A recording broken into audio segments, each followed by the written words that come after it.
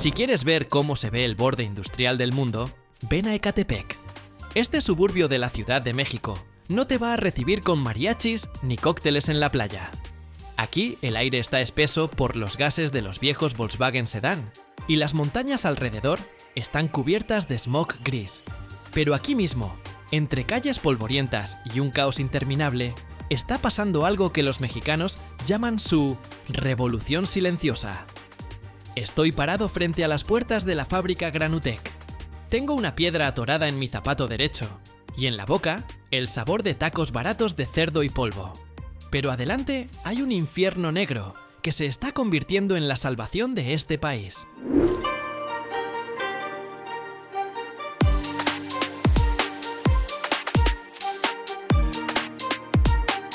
México tiene un problema. No, espera. México tiene una catástrofe. Cada año se desechan aquí más de 40 millones de llantas.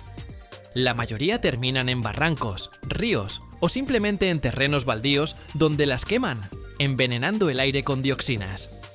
Para la Ciudad de México, una urbe que se ahoga en su propia cuenca, esto es como un veneno lento. Pero hay otro problema: las carreteras. En la Ciudad de México no son simplemente malas, están vivas. Por los constantes terremotos, el hundimiento del suelo y las lluvias tropicales, el asfalto se agrieta más rápido de lo que tardas en decir gracias. El betún tradicional se vuelve quebradizo bajo el sol ardiente de las alturas y desaparece con la primera lluvia. Decidimos cruzar estos dos problemas para que se destruyeran mutuamente, me dice Carlos, ingeniero de Granutec, limpiándose el sudor de la frente con una mano manchada de grasa. Sus ojos brillan de orgullo. Y entiendo por qué. Entramos. Aquí no hay esterilidad de laboratorios estadounidenses. Aquí reina el verdadero ritmo.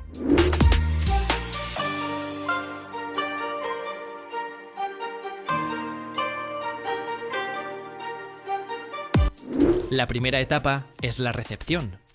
Enormes camiones, oxidados y golpeados por la vida, descargan miles de llantas directo en el patio sucio. El espectáculo es abrumador, montañas enteras de goma negra que apestan a sol quemado. Pero en cuanto entran a la banda transportadora, la magia comienza. Las trituradoras Granutec son monstruos. No solo cortan, destrozan. El sonido es como si una bestia gigante de metal masticara huesos. La vibración atraviesa el piso, golpea las piernas y hace castañear los dientes. Aquí no hay espacio para conversaciones, nos comunicamos con señales. Veo cómo una llanta de camión enorme se convierte en pedazos destrozados en cuestión de segundos. Aquí, a diferencia de las plantas europeas esterilizadas, ves cada gota de sudor de los trabajadores. Separan a mano lo que los imanes no atraparon. Es trabajo sucio, duro, honesto. El polvo es tan denso que la luz del sol lo atraviesa en columnas amarillas.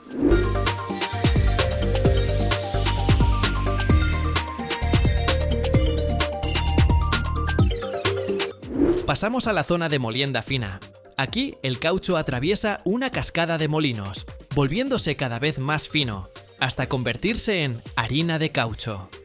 Este es el ingrediente secreto. Carlos toma un puñado de ese polvo negro y me lo extiende.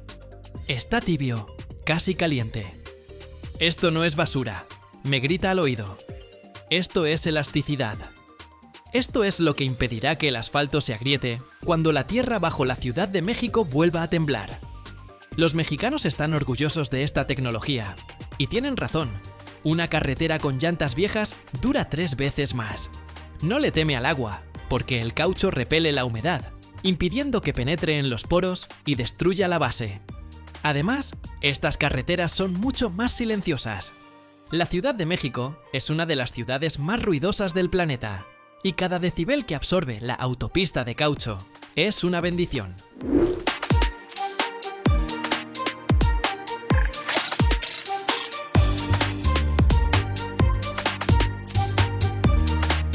Si la trituradora es la fuerza bruta de la planta Granutec, entonces el taller de modificación de betún es su mente refinada y peligrosa. Dejamos atrás el ruidoso patio y subimos por escaleras de metal hasta una plataforma donde se encuentran los tanques mezcladores gigantes. Aquí el aire cambia. En lugar del polvo de goma seco, tus pulmones se llenan de una niebla pesada y aceitosa. Es el olor del betún caliente, mezclado con el aroma dulzón de los polímeros calentados. En el centro de la plataforma se alza el reactor, un enorme termo de acero donde ocurre una verdadera alquimia. La temperatura aquí se mantiene a 180 grados Celsius. Es el límite crítico. Si baja, la reacción no empieza. Si sube, el betún comienza a oxidarse rápidamente y pierde sus propiedades. Veo cómo a través de un tornillo automatizado, en el betún hirviendo, negro como la noche, empieza a caer esa misma harina negra. El fino granulado de goma de máximo 1 milímetro de fracción.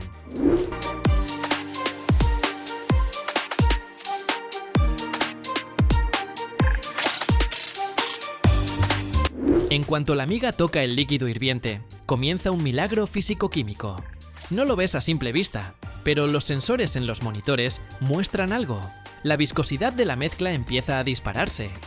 El caucho no simplemente se derrite, porque el caucho en las llantas está vulcanizado, no puede fundirse como el hielo. En su lugar, ocurre una adsorción. Las partículas de caucho empiezan a beber las fracciones ligeras de petróleo del asfalto. La partícula de caucho aumenta de volumen 2 o 3 veces.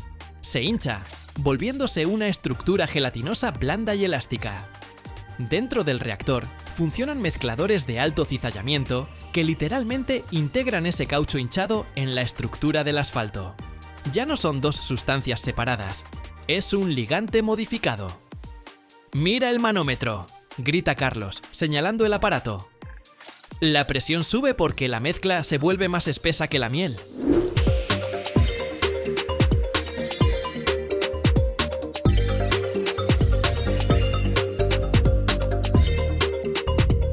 A nivel molecular, ocurre la devulcanización. Parte de los enlaces de azufre en el caucho se rompen, y las cadenas poliméricas del caucho se entrelazan con las moléculas del betún. Crean una nueva red, una especie de armazón a nivel micro. Precisamente esta red es el secreto de la eternidad. Ahora comparemos. El asfalto común es piedra pegada con betún puro. Bajo el sol intenso de Ciudad de México se ablanda, y por la noche, cuando refresca, se endurece y se vuelve quebradizo. Con el tiempo, se convierte en una galleta seca y arenosa. Basta que un camión pesado pase sobre ese pavimento para que aparezcan microfisuras. Ahí entra agua, se congela, o simplemente erosiona la base, y ¡voilá!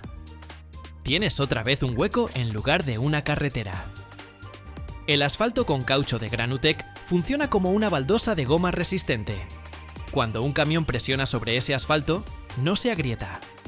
Se deforma y, lo más importante, vuelve a su forma original. Eso se llama recuperación elástica.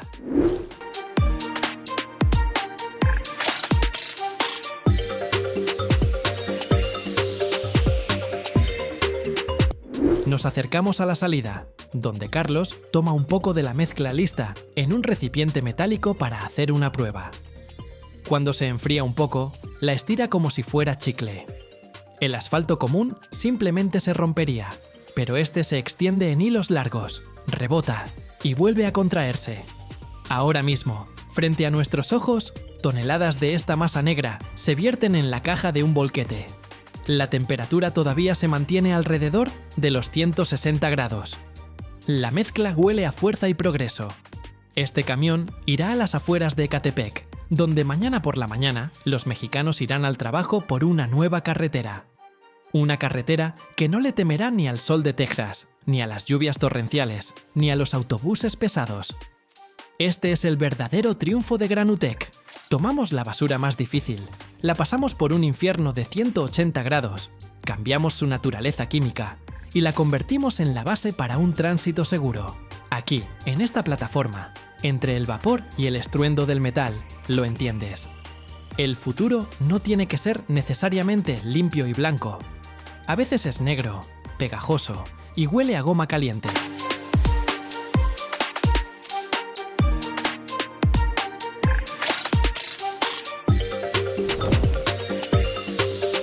La piedra que sostenemos en nuestras manos, un simple fragmento de roca con esas características vetas verdes o azules, esconde en realidad el potencial de miles de kilómetros de cables que atraviesan las megaciudades modernas.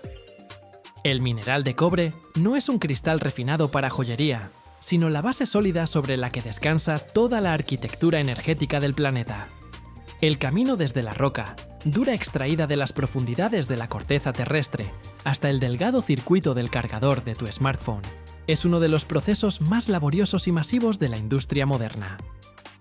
Al cobre se le llama el metal del futuro, no por su escasez, sino por ser insustituible en un mundo que está abandonando rápidamente los combustibles fósiles para pasarse a la electricidad.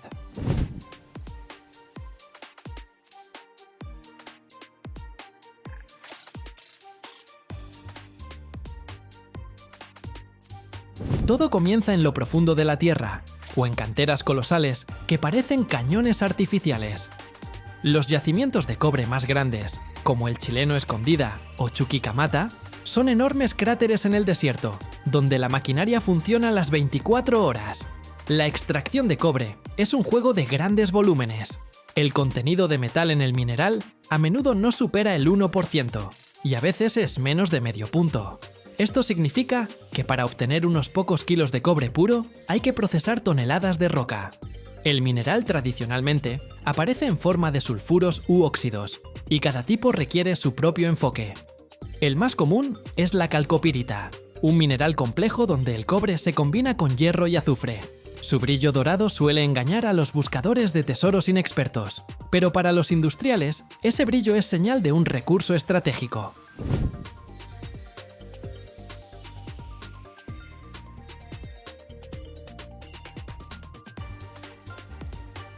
La escala de la extracción es impresionante.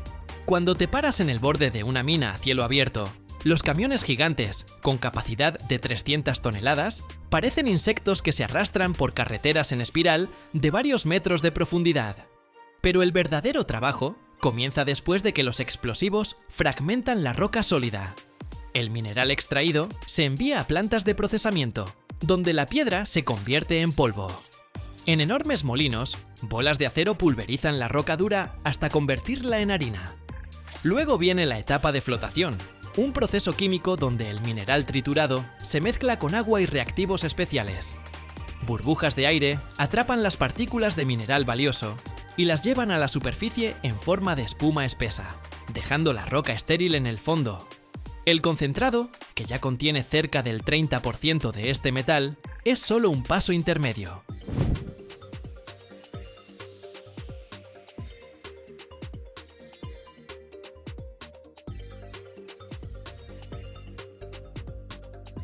Convertir el concentrado en cobre puro requiere fuego y alto voltaje. En hornos de fundición, a temperaturas que superan los 1000 grados, se separan las impurezas de hierro y azufre. La mata resultante pasa por una purificación adicional hasta quedar en un medio negro. Sin embargo, este metal no sirve para transmitir energía. Para uso electrotécnico, el cobre debe ser casi perfectamente puro, al nivel del 99,99%. Esto se logra mediante refinado electrolítico. Grandes láminas de cobre se sumergen en un baño de ácido, donde bajo la acción de corriente eléctrica, los iones del metal pasan de un electrodo a otro, dejando todos los elementos extraños en el sedimento. Este sedimento, por cierto, suele contener oro y plata, lo que hace más rentable la extracción de cobre.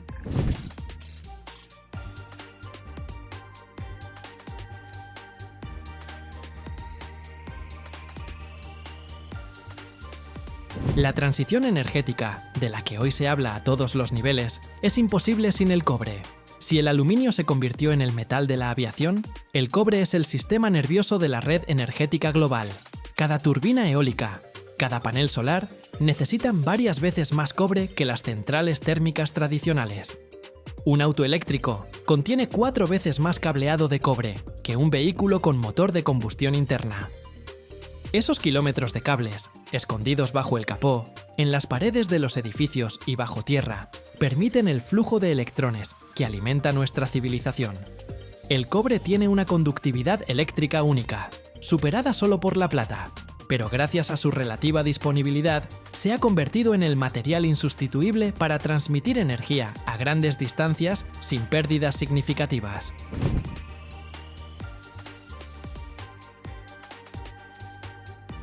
Las ciudades modernas son, básicamente, enormes acumuladores de cobre. Si imaginamos una megalópolis sin concreto ni vidrio, veríamos un entramado increíblemente denso de hilos de cobre. Atraviesan cada superficie de los rascacielos, haciendo funcionar los ascensores, el aire acondicionado, las salas de servidores y la iluminación. En un apartamento moderno promedio, hay decenas de kilogramos de este metal. Una enorme cantidad de sistemas de ingeniería, desde tuberías de agua hasta calefacción, también dependen del cobre por su resistencia a la corrosión y sus propiedades bactericidas. Es un metal que no solo transmite electricidad, sino que también protege la salud, evitando que los microbios se reproduzcan en las superficies.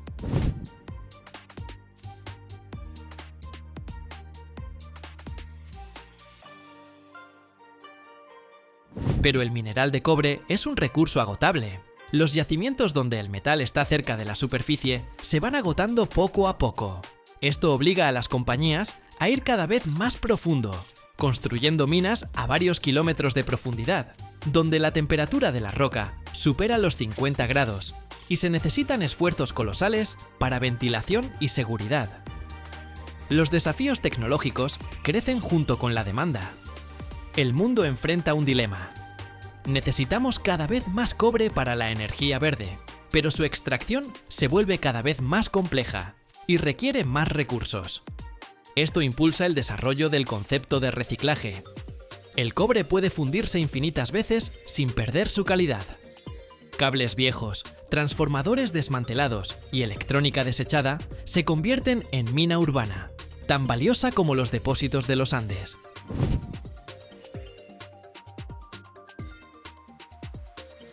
Si la demanda de cobre aumenta, significa que se están construyendo nuevas fábricas, las ciudades se expanden y la tecnología avanza.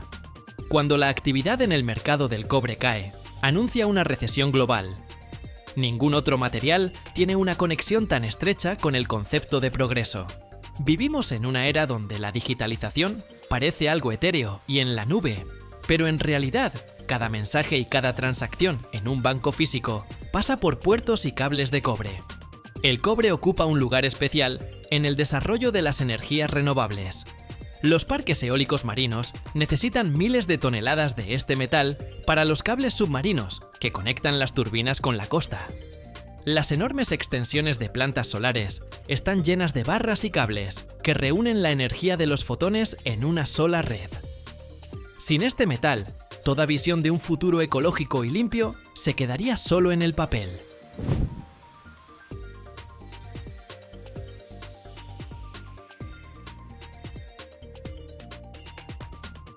A menudo no notamos la magnitud de la intervención en la naturaleza para obtener este recurso. La recuperación de tierras, después de la extracción de cobre, es un proceso complejo que incluye la purificación de aguas residuales, de ácidos y metales pesados.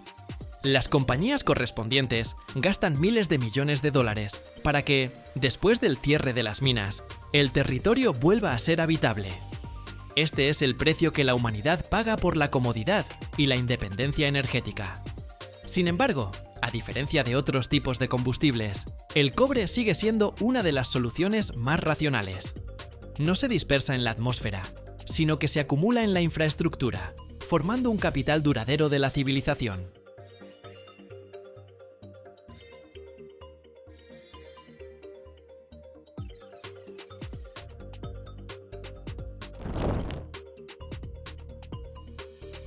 Cada año, en el mundo, millones de personas inyectan en sus casas un líquido que en cuestión de segundos se convierte en un escudo sólido hecho de aire. Se expande decenas de veces, hierve, alcanza temperaturas cercanas a las del agua hirviendo, y justo en ese momento se decide si el calor se escapa hacia afuera o queda atrapado dentro durante décadas. Pero, ¿por qué una capa delgada de este material aísla mejor que gruesas paredes de lana o concreto? ¿Cómo es que este aire de plástico hace que los refrigeradores sean más rígidos, los techos más cálidos y las facturas de energía bajen en porcentajes notables. Aquí hay un truco químico oculto en el que casi nadie piensa. Quédate hasta el final del video y descubrirás qué sucede realmente dentro de la espuma en los primeros segundos de su nacimiento.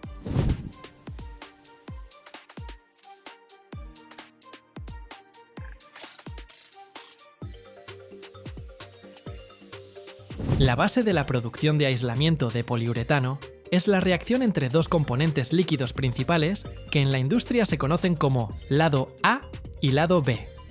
El lado A generalmente consiste en isocianato, mientras que el lado B es una mezcla de polioles, catalizadores, aditivos ignífugos y agentes espumantes. Cuando estos dos líquidos se encuentran en la cámara de mezclado de una pistola pulverizadora o dentro de un molde de producción, comienza una violenta reacción exotérmica que libera una gran cantidad de calor. La temperatura durante la reacción puede subir rápidamente hasta 65 o incluso 93 grados Celsius. Bajo el efecto de este calor, el agente espumante que forma parte de la mezcla comienza a evaporarse instantáneamente, creando miles de millones de burbujas microscópicas. Estas burbujas hacen que la mezcla líquida crezca como una masa de levadura, pero a una velocidad mucho mayor.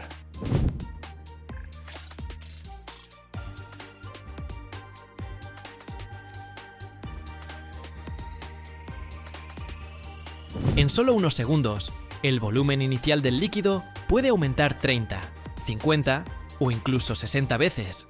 El resultado es una estructura donde solo del 2 al 5% del volumen lo ocupa un esqueleto de polímero sólido, mientras que el resto, 95 o 98%, es gas atrapado dentro de celdas cerradas. Es precisamente esta estructura de celdas cerradas lo que hace que el poliuretano en espuma sea tan efectivo. En los aislantes tradicionales, como la lana mineral, el aire puede circular libremente entre las fibras, lo que reduce sus propiedades aislantes. En el poliuretano, cada burbuja es una cápsula hermética.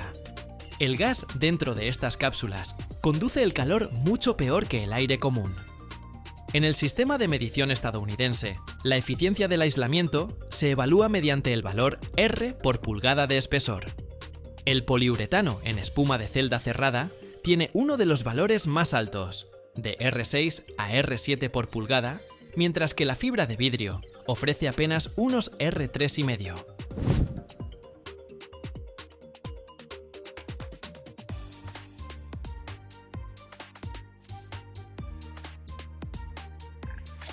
En la práctica, es impresionante.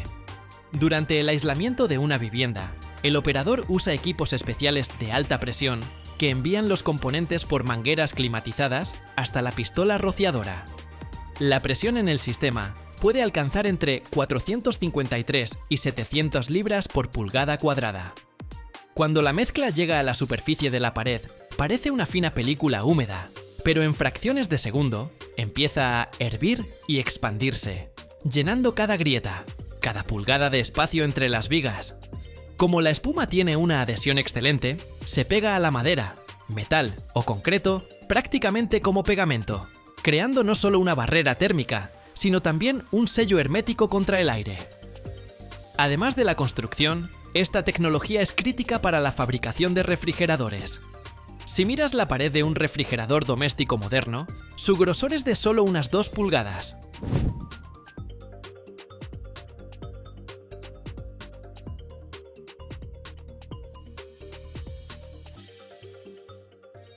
Dentro de este espacio hay espuma de poliuretano solidificada. Durante la fabricación del refrigerador, los componentes líquidos se vierten en la cavidad entre la carcasa metálica exterior y el revestimiento plástico interior. La espuma se expande adentro, creando una enorme presión interna. Esto no solo proporciona un aislamiento perfecto, que permite mantener los alimentos fríos a 2 grados cuando afuera hay 26 grados, sino que también le da rigidez a la estructura del refrigerador. Sin esta espuma, las paredes del refrigerador serían endebles como una lámina delgada de metal. El impacto económico de usar este aire plástico se mide en miles de millones de dólares cada año.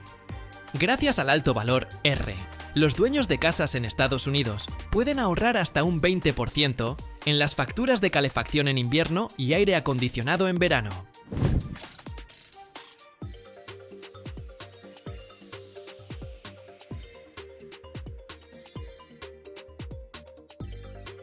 A nivel nacional, esto significa reducir la demanda de electricidad en millones de megavatios hora. Por ejemplo, una pulgada de aislamiento de poliuretano en el techo de un gran almacén de 4 kilómetros cuadrados puede pagarse sola, en solo 2 o 3 temporadas, gracias al ahorro en combustible. Otra característica importante del material es su densidad. Para el aislamiento común de paredes, se usa espuma con una densidad de alrededor de 1 kilogramo por 40 centímetros. Es lo suficientemente firme para soportar presión ligera, pero sigue siendo liviana. Sin embargo, también existen espumas especiales de alta resistencia con mayor densidad, que se usan para aislar cimientos o techos transitables. El proceso de crear poliuretano también incluye un control estricto del tamaño de las celdas. Entre más pequeñas sean las burbujas, mejor retiene el calor el material.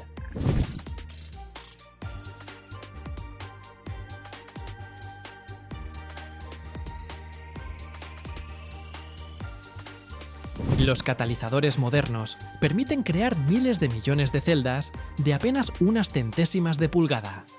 Esto logra una uniformidad del material casi perfecta.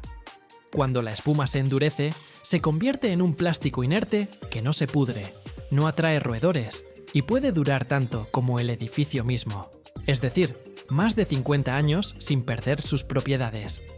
Así, la tecnología que transforma químicos líquidos en espuma sólida es una de las herramientas más eficientes de nuestro tiempo.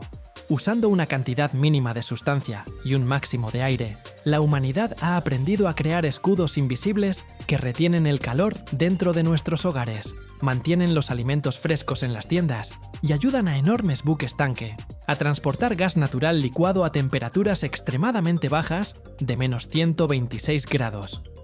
Es ingeniería práctica, enfocada en la supervivencia y el confort en un mundo donde la energía se vuelve cada vez más costosa.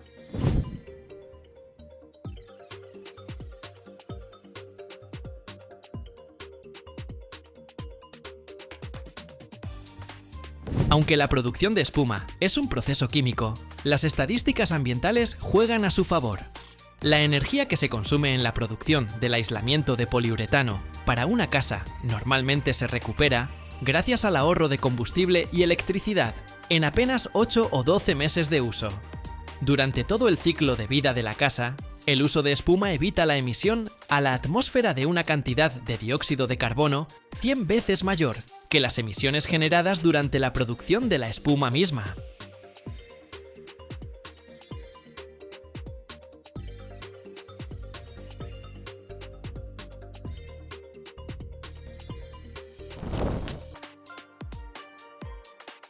¿Y si te digo que cada litro de gasolina contiene restos de vida que habitó la Tierra hace millones de años y que sin ella, el mundo moderno simplemente se detendría?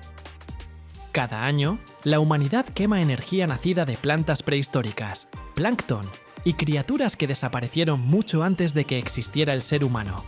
Pero casi nadie sabe cómo esa mezcla negra y sucia, extraída desde kilómetros de profundidad, se transforma en un líquido transparente capaz de mover miles de millones de motores. Dentro de las refinerías ocurren procesos que parecen caos controlado, temperaturas de horno, presiones que destrozan el metal y moléculas que se rompen y se reconstruyen una y otra vez. Y si te quedas hasta el final, descubrirás qué etapa de la producción de gasolina realmente decide si tu auto arranca o no.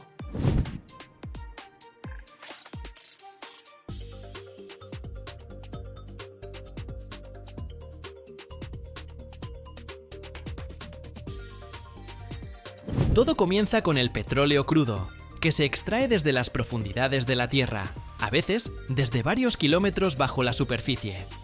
Este petróleo no es una sustancia uniforme, sino una mezcla compleja de miles de hidrocarburos diferentes que se formaron durante millones de años a partir de restos de organismos antiguos.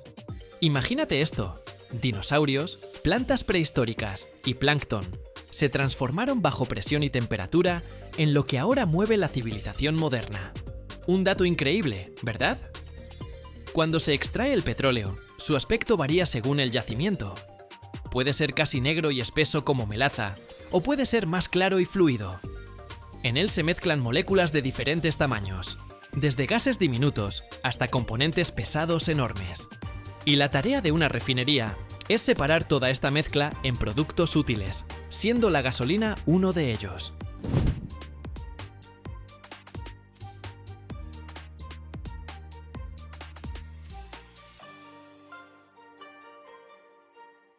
La primera y más importante etapa se llama destilación fraccionada. El petróleo se bombea hacia una enorme torre vertical que puede alcanzar la altura de un edificio de 15 pisos. Esta torre se llama columna de destilación y funciona con un principio simple. Diferentes sustancias hierven a diferentes temperaturas. Primero, el petróleo se calienta a una temperatura de aproximadamente 400 grados Celsius en un horno especial. A esa temperatura, la mayoría de los componentes del petróleo se convierten en vapor. Esta mezcla caliente de vapor se introduce en la parte inferior de la columna de destilación. Dentro de la torre hay decenas de bandejas horizontales, instaladas a diferentes alturas. Y aquí es donde comienza la verdadera magia de la separación.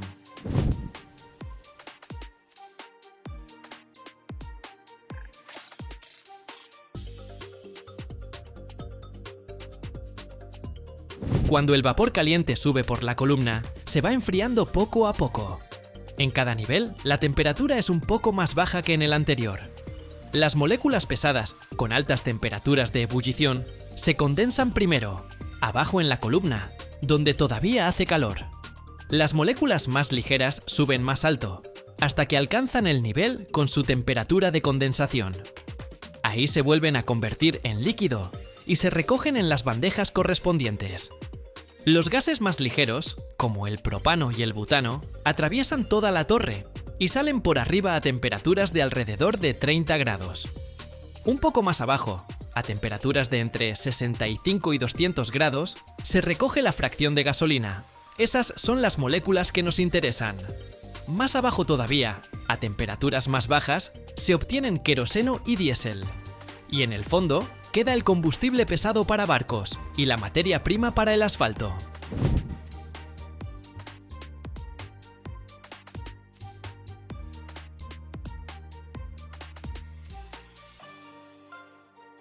Pero aquí está el truco. Si simplemente separas el petróleo en fracciones, no sale tanto combustible, más o menos un 15 o 20% del volumen total.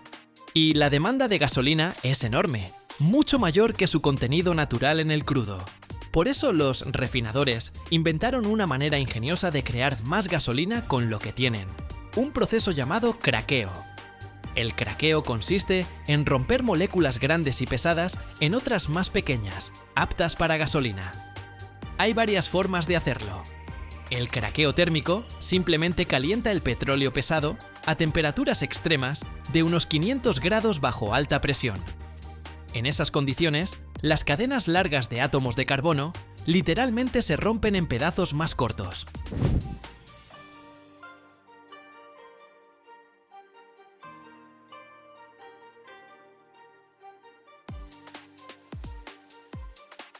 Un método aún más efectivo es el craqueo catalítico. Aquí se usan sustancias especiales llamadas catalizadores, normalmente aluminosilicatos, que aceleran las reacciones químicas sin necesidad de calentar a temperaturas tan locas. El petróleo pesado se mezcla con polvo caliente del catalizador a temperaturas de alrededor de 1000 grados, y las moléculas se rompen mucho más rápido y eficientemente. Después de la reacción, el catalizador se regenera y se usa una y otra vez. También está el hidrocraqueo, donde además de alta temperatura y catalizador, se añade hidrógeno bajo presión de hasta 1 tonelada o incluso 1,5 toneladas de kilogramos por pulgada cuadrada. El hidrógeno ayuda a limpiar las moléculas, eliminando azufre y nitrógeno, que pueden ser dañinos. Este proceso da la gasolina más limpia y de mejor calidad.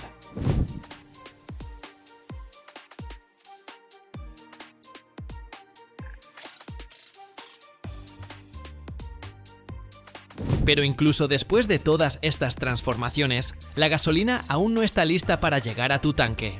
Hay que mejorar sus propiedades mediante procesos llamados reformado y alquilación. El reformado cambia la estructura de las moléculas de gasolina, aumentando su número de octano, que indica qué tan resistente es el combustible a la detonación en el motor. La gasolina de bajo octanaje puede autoencenderse en los cilindros del motor fuera de tiempo, causando golpeteo y pudiendo dañar el motor. Durante el reformado, las moléculas de gasolina pasan por una serie de reactores con catalizadores de platino a una temperatura de alrededor de 500 grados. Ahí, las cadenas rectas de átomos se reorganizan en estructuras ramificadas y moléculas en anillo, que tienen un número de octano más alto. Antes se añadía plomo para aumentar el octanaje, pero resultó ser tóxico y contaminante para el medio ambiente, así que se dejó de usar en los años 90.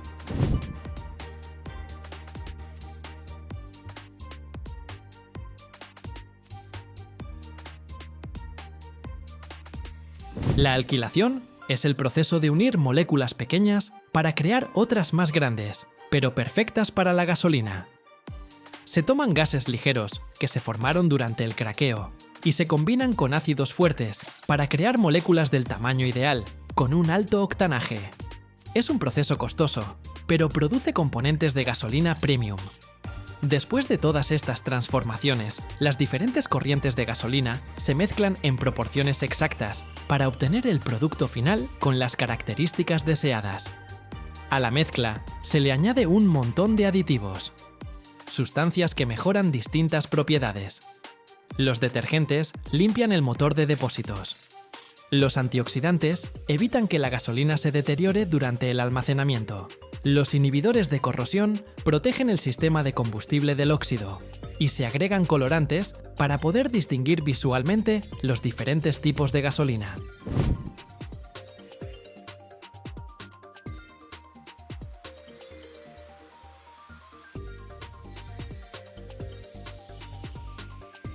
En muchos países es obligatorio agregar etanol a la gasolina, un alcohol producido a partir de maíz o caña de azúcar.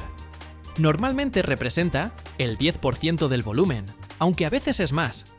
El etanol aumenta el octanaje y se considera más ecológico porque proviene de fuentes renovables, aunque hay debates sobre si realmente es tan beneficioso para el medio ambiente, considerando toda la energía gastada en cultivar la materia prima. Es interesante que de un barril de petróleo crudo de 160 litros se obtienen aproximadamente 20 litros de gasolina, más diésel, queroseno, lubricantes y otros productos. Nada se desperdicia. Incluso los gases que se forman en el proceso se queman para calentar la propia planta o se transforman en otras sustancias útiles.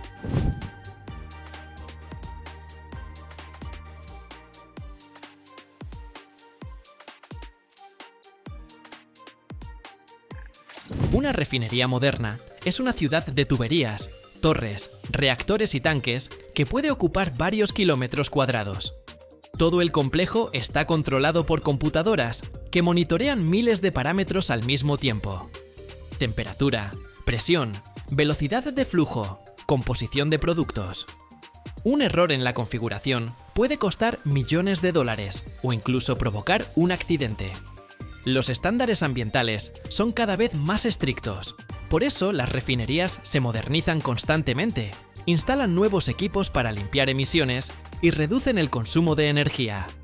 La producción de gasolina es mucho más limpia que hace 30 o 40 años, aunque sigue siendo intensiva en energía y tiene impacto ambiental.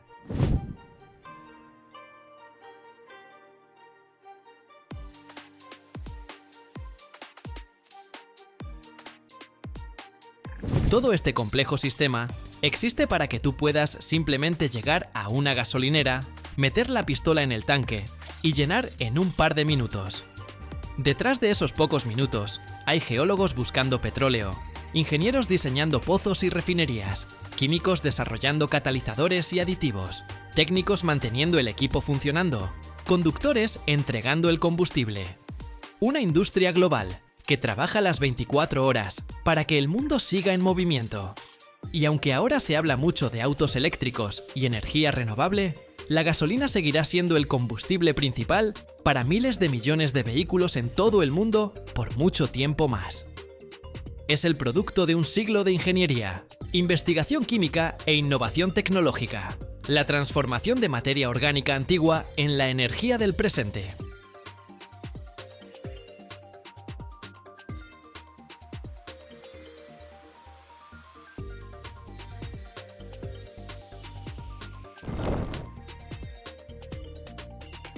Cada año se fabrican en el mundo apenas unas pocas piezas capaces de soportar más de 7.000 toneladas de presión. Pero una de ellas estableció un récord que parecía imposible incluso para los ingenieros. Imagina un anillo con un diámetro 2 veces mayor que una portería de fútbol. Una pieza maciza de acero sin una sola soldadura. ¿Cómo es esto posible? ¿Y por qué la seguridad de millones de personas depende de esta pieza? Quédate hasta el final. Ahí se revela el misterio que la industria del forjado pesado ocultó durante años.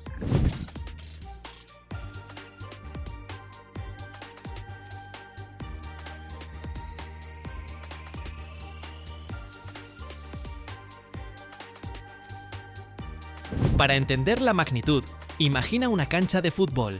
El ancho de su portería mide más de 7 metros. El diámetro de este anillo es más del doble. Dentro de él cabrían tranquilamente edificios de varios pisos o un avión. Y todo esto es una pieza de acero inoxidable sin una sola soldadura. Antes, estas dimensiones se lograban soldando varios segmentos grandes en forma de anillo. Se veía bien, pero en las juntas longitudinales siempre acechaba el riesgo. Cualquier microfisura, cualquier error del soldador, y ante un terremoto o cargas prolongadas, precisamente esa soldadura podía convertirse en el punto débil. Los metalúrgicos chinos decidieron tomar otro camino. No pegar, sino cultivar el anillo a partir de una sola pieza. Utilizaron una tecnología que llamaron forja aditiva. La idea es esta. En lugar de intentar estirar el lingote de una vez al tamaño necesario, lo forjan repetidamente por capas, aumentando gradualmente y expandiendo el metal en forma de un anillo gigante.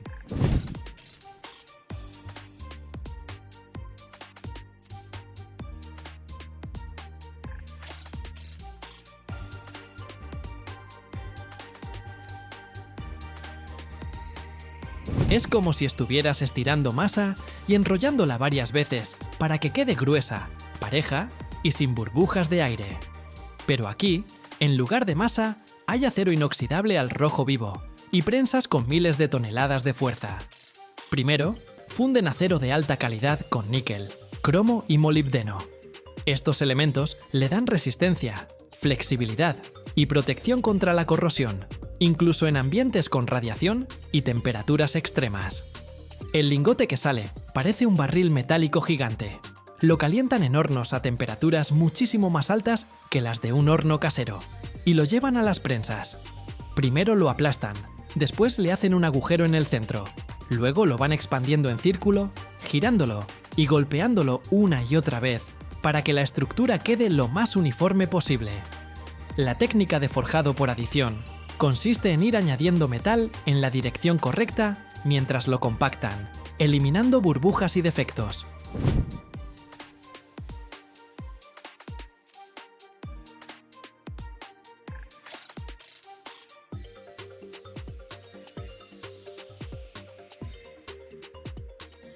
Con cada pasada de las prensas, el anillo crece en diámetro, pero sus paredes mantienen el grosor necesario y la estructura granular del acero se alinea.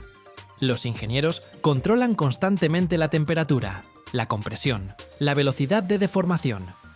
Si el metal se enfría demasiado, se vuelve frágil y puede agrietarse. Si se sobrecalienta, la estructura se derrite y el acero pierde resistencia. Por eso toda la operación se lleva como una receta compleja. Pasos precisos, tiempos de reposo, control en cada etapa. Al final, tenemos un anillo macizo sin una sola soldadura. Esto es crítico para un reactor nuclear. La brida de soporte funciona como un cinturón que mantiene unidas las paredes del recipiente y todo el equipamiento interno, el núcleo activo, los intercambiadores de calor, las estructuras internas. Sobre ella presionan no solo las 7.000 toneladas de peso, sino también las deformaciones térmicas, las vibraciones y posibles impactos sísmicos.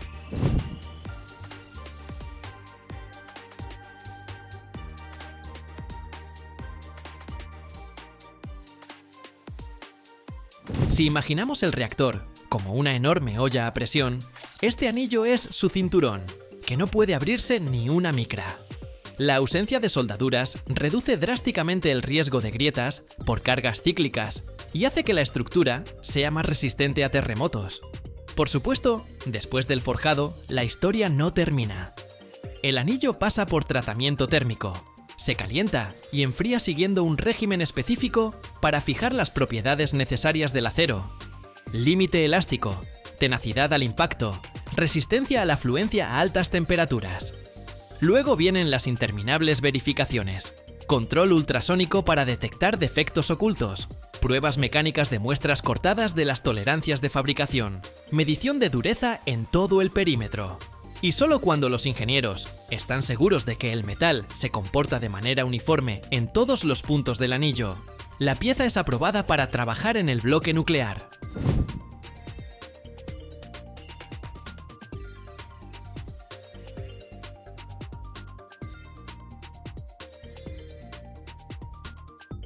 Lo más interesante es que este avance con el anillo récord no se quedó en el club cerrado de la energía nuclear. La misma idea de forjar anillos gigantes de una sola pieza comenzó a expandirse a otras industrias.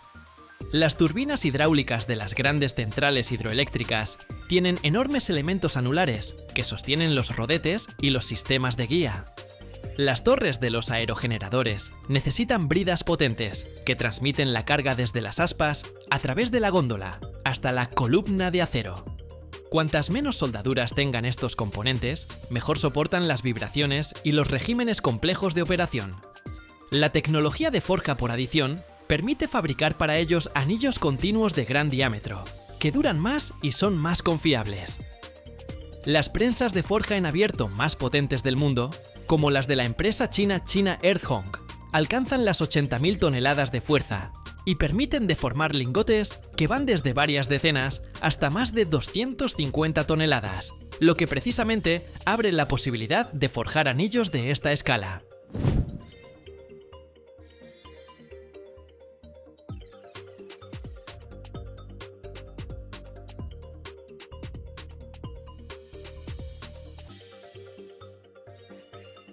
A nivel global, este tipo de piezas forjadas de gran tamaño para el sector energético las fabrican solo un puñado de productores.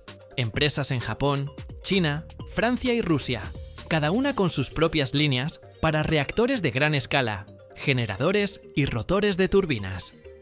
La demanda de anillos sin costura no solo crece en la energía nuclear.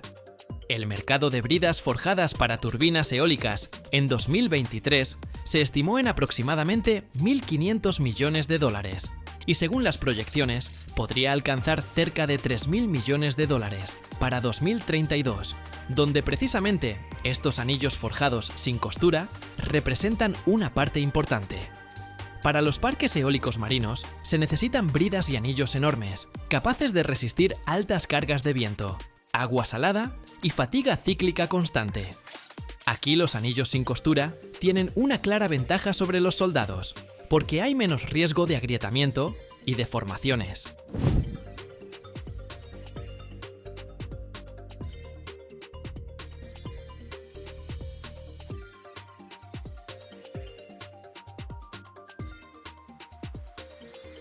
Anillos similares se usan también en hidroenergía, aros de turbinas hidráulicas, aparatos directrices, bridas masivas de tuberías de alta presión. En cualquier lugar donde la ruptura de una soldadura pueda ser catastrófica, los fabricantes cambian a grandes elementos forjados de una sola pieza. La historia del anillo chino, de más de 15 metros, es apenas la punta del iceberg de toda una industria de forjas pesadas. Muestra hasta qué escala ha llegado ya la moderna técnica de forja. Diámetros superiores a 15 metros, masas de 150 y tantas toneladas, cargas de diseño de miles de toneladas y una vida útil de decenas de años sin reemplazo. Y las estadísticas del mercado de forjas energéticas y bridas eólicas Sugieren que cada año habrá más de estos anillos récord en la industria nuclear, hidroeléctrica y eólica.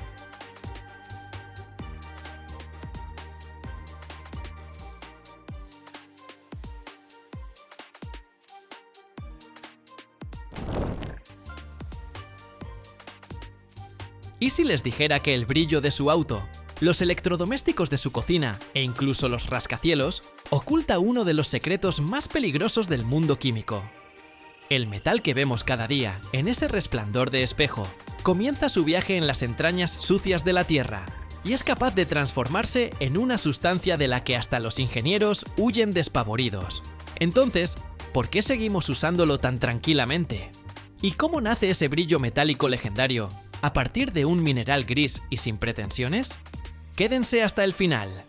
Allí les revelaré un dato que cambiará por completo su visión sobre el cromo.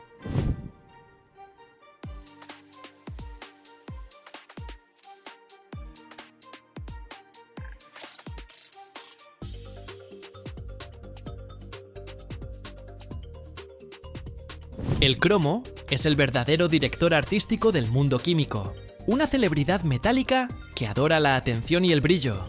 Es él quien se asegura de que tus cubiertos no se conviertan en un horror oxidado y de que tu moto parezca recién salida de un taller del futuro. Un auténtico dandy metálico. Pero para llegar a su elegante esencia, hay que atravesar todos los círculos del infierno industrial. Su nombre, por cierto, proviene de la palabra griega croma, que significa color. Y vaya que hace honor a ese nombre. Sus compuestos son un verdadero festival de fuegos artificiales. Desde el pigmento amarillo brillante, con el que se pintaban los autobuses escolares, hasta el verde intenso que se usa en pinturas. Literalmente, es el padre de todos los colores. Y, aún así, él prefiere lucir su atuendo más elegante. Un blanco plateado con brillo de espejo.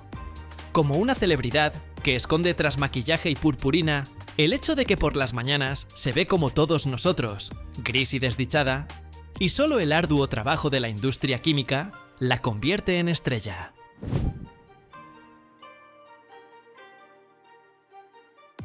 Pero volvamos al polvo y al drama. Esta belleza elegante es hija del levantamiento de pesas. La mayoría de sus depósitos, todo un tesoro de mineral de cromo, están escondidos en las profundidades de la Tierra. ¿Y sabes quién es el principal proveedor de ese brillo? Sudáfrica, señoras y señores. Es la auténtica meca para los amantes del cromo, donde máquinas gigantes, como dragones metálicos hambrientos, devoran la roca.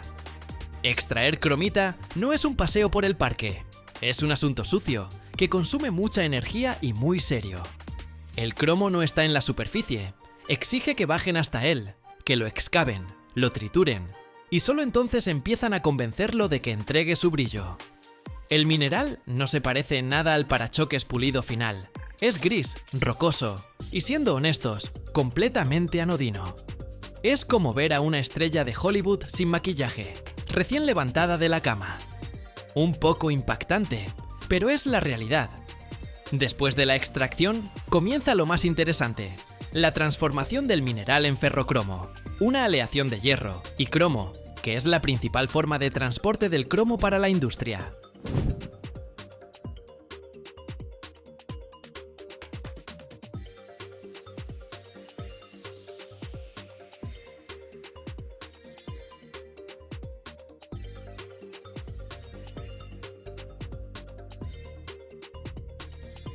Esto se hace en enormes hornos de arco eléctrico, donde la temperatura es tan alta que hasta tu sueño más atrevido se evaporaría.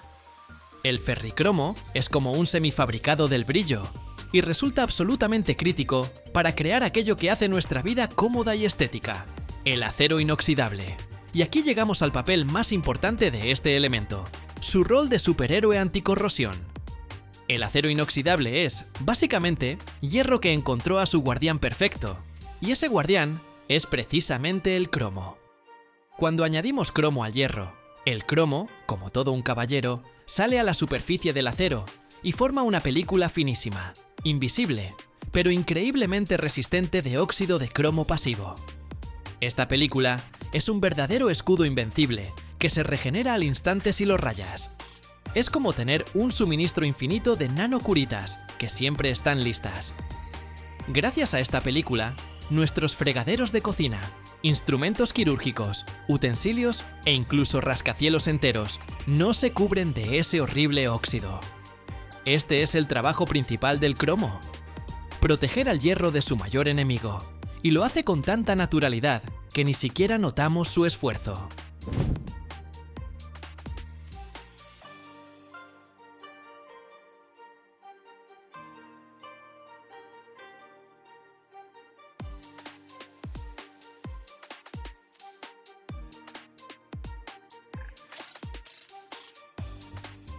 Es tan discreto cuando protege, pero tan brillante cuando se muestra al mundo. Pero, como toda estrella, el cromo tiene su secreto oscuro, y aquí es donde nos quitamos las gafas rosas y entendemos por qué el tema de la minería es tan serio. En su forma más común y estable, el cromo tiene un estado de oxidación determinado, y es por lo general seguro e incluso un microelemento necesario en nuestra dieta. Pero cuando el cromo decide recordar su juventud rebelde y aumenta su estado de oxidación de 3 a 6, se transforma en un auténtico villano químico, conocido como cromo hexavalente. Este tipo es tóxico, cancerígeno, y lo conocemos gracias al drama hollywoodense sobre Erin Brockovich, quien luchó contra la contaminación industrial del agua con este elemento. ¿Conocen esta historia? Escriban si les gustó. El cromo hexavalente no es solo una molestia, es una amenaza real para la salud de los trabajadores en la producción y para el medio ambiente, si no se elimina correctamente.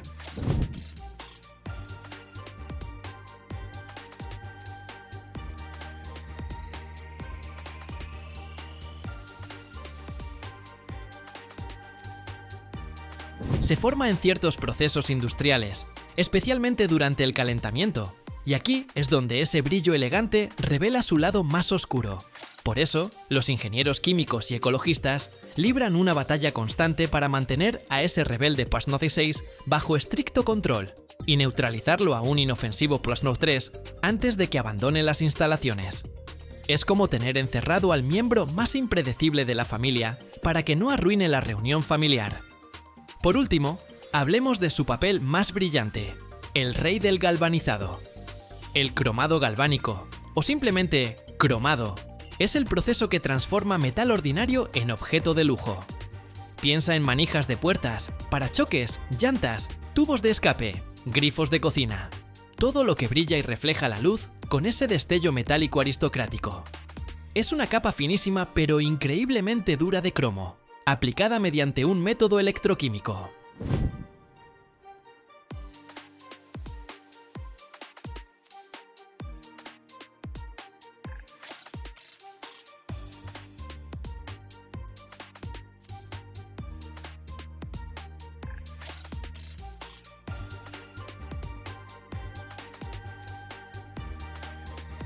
No solo ofrece un aspecto fantástico, sino que hace la superficie resistente a rayones, desgaste y, por supuesto, a la corrosión.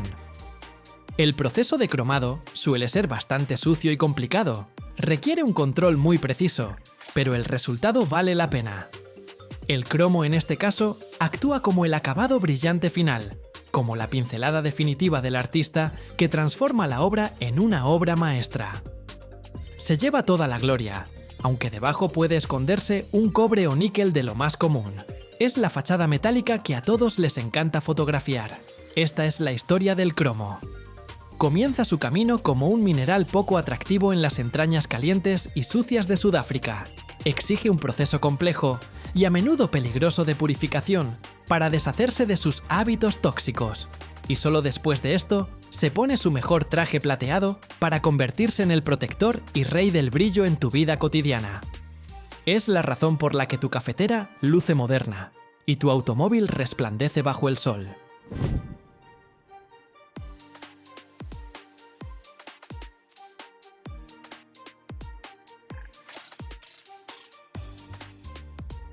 Es un elemento de contrastes, extracción sucia, acabado elegante, mortal más 6, útil más 3, protección invisible y brillo deslumbrante. Y todo esto solo para que podamos decir: ¡oh, mira cómo brilla! Así que la próxima vez que admires el brillo del cromo, recuerda ese comienzo lejano y polvoriento en las minas, donde nació ese resplandor.